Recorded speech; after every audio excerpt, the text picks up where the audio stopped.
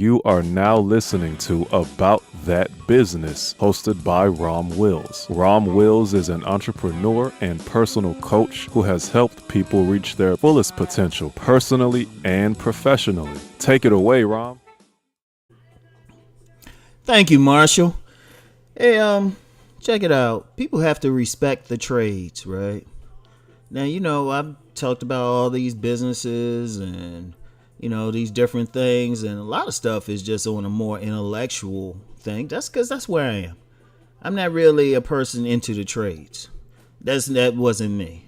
But I have nothing but the utmost respect for it. And if my son said they wanted to get into any of the trades, I would encourage him. In fact, my oldest son had said he wanted to be a builder when he was younger. I was cool with it. I wasn't like, oh, get your, go get your degree and all of that, or get into computers. I mean, now he's more into computers, but I allowed it because I respected it, right? Because one of the things out there, we got all this conversation about retail apocalypse and, jobs going away, and, some people getting deeper, talking about the coming economic crash. Man, there's some things you still going to need, right? Yeah, I don't care what the fuck happens, right? You still going to need it. Like the other day, I was getting a haircut, right? Getting this big old round head faded up, right? And I was just talking, I'm talking with the barber, right? And I'm just starting here, so, you got somebody like messing with your head and stuff. You need to kind of get to know them, right? That need to be your therapist, whatever. But, he was telling me that eventually he wants to get his own shop, which is cool. But then he was telling me about the shop he was working at and the owner of the shop. Now, the owner of the shop, because the shop we were in, we had not just the barber shop, but if you walked a little further back, there were some women in a hair salon. So you had both. But the owner of the shop, he had 3 other shops in the area and a tattoo shop. So he had the barber shops, another salon, another barber shop, and a tattoo shop. But the base of what the owner did is he's a barber. In fact, for people in the barbering community, because, in the barbering community, they have competitions and all of that.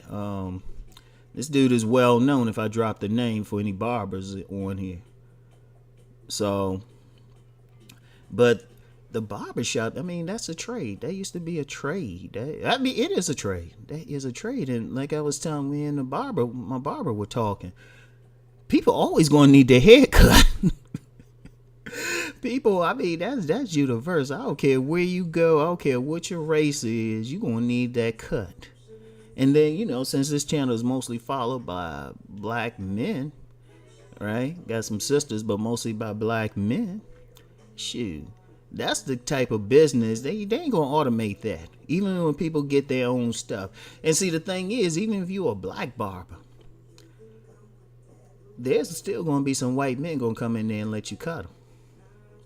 Because at the barbershop I was at, the 2 times I've been in, 2 times you had white guys in there getting their stuff faded up. And I don't mean like those type of white guys who like hang out with brothers type either. They were just in there getting their cut too. In fact, every time I set foot in it, because I used to visit the shop just to check it out before I went in there, would see some white guys. That's a good business. That's one thing I would tell my sons. I was like, now people know me. It's like, I can cut my own hair. It just take forever to cut, it take forever to fade it up. And plus, I actually just started going to the barber shop really just to save me some time. And also just to, get an idea what's going on in the community. Because that's like a community spot. But that's another video. But it's a trade. That's a trade. And I've known several barbers over the years. And I've even known, and you know what's funny? I know a couple dudes who are corporate. These are corporate dudes, like making lots of money. Shoot, one got a Wikipedia entry as a corporate dude, right?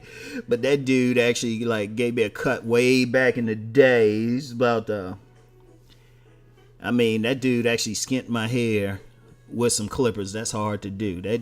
And I met a couple cats like that, right? But it's a good trade because you can always make money. People ain't gonna let a robot cut their hair, right? And this is more than just about being a barber. Every trade, like being a plumber.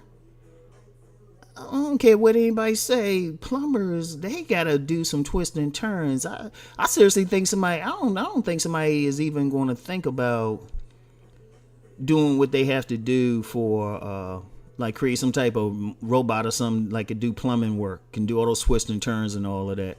Because a lot of just watching plumbers, that's a lot of intuitive stuff. I mean, that's why they got like the term master plumber. That's a craft right there. Cause it's like you ain't no two sinks alike. Even in putting in like a new washer, like at my place, had the complex management had to come in and I was like, yeah, they need to put in a new washer. I didn't want to do it because I was like, shit, I'm paying y'all to do this, so y'all need to come in and do it, all right? Which I could have, but interestingly enough, dude came in, he ended up replacing the whole like faucet set. It's that serious. You could shoot. It's a lot to it, but it's an art to it, right? And it's a legitimate thing. Or, just I'll tell you what. In every summer, I always said, who makes out like a bandit? The air conditioning repair person. He make out like a bandit during the summer. I remember when I was still living with my grandmother, and the central air went out, and it took a few days to for somebody to come up. Shoot, we was ready to cook something for that repair person when they came out. But you're always going to need that. Electricians. There's a lot of stuff that doesn't lend itself to like automation, and you're still going to need it. Even with the machines, even with the machines, every single one of these machines are still going to need somebody to repair it because they're going to break down. And in fact, I guarantee if one thing in corporate America, they actually sit around and plan for when something's going to break down to keep you buying it. They always updating something, or they going to like anything you have. I don't care what it is. I mean, you can take care of it as best as possible, but something in there is going to go bad.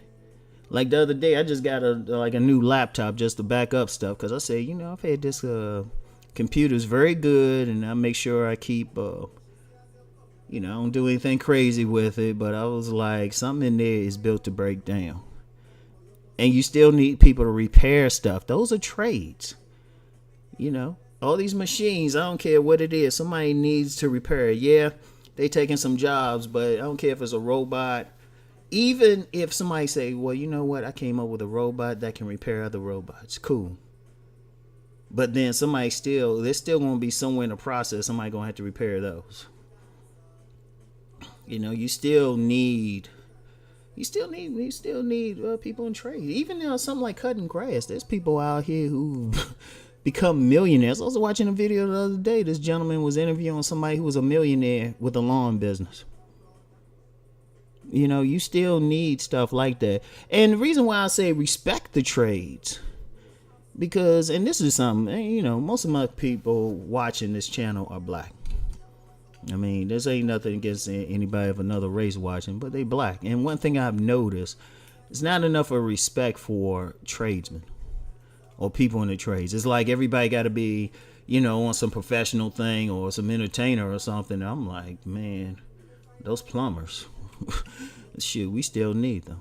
And in fact, one of the reasons I got such a I always had a respect, but even a healthy respect. Now I'm like, and this was when I was married, right? Me and the wife were, we got all these degrees between us and stuff, but 2 straight houses we lived in, we had to rent. The first one we rented from a plumber who owned several houses. This was a blue collar cat. He owned several properties. The second was from an electrician who did anything that happened around there. He never called a repair person. He just come and do it. And this dude was such an electrician. I mean, this dude be handling like live wires with no gloves on and stuff. I was just like, he just said, man, I just been doing this a while.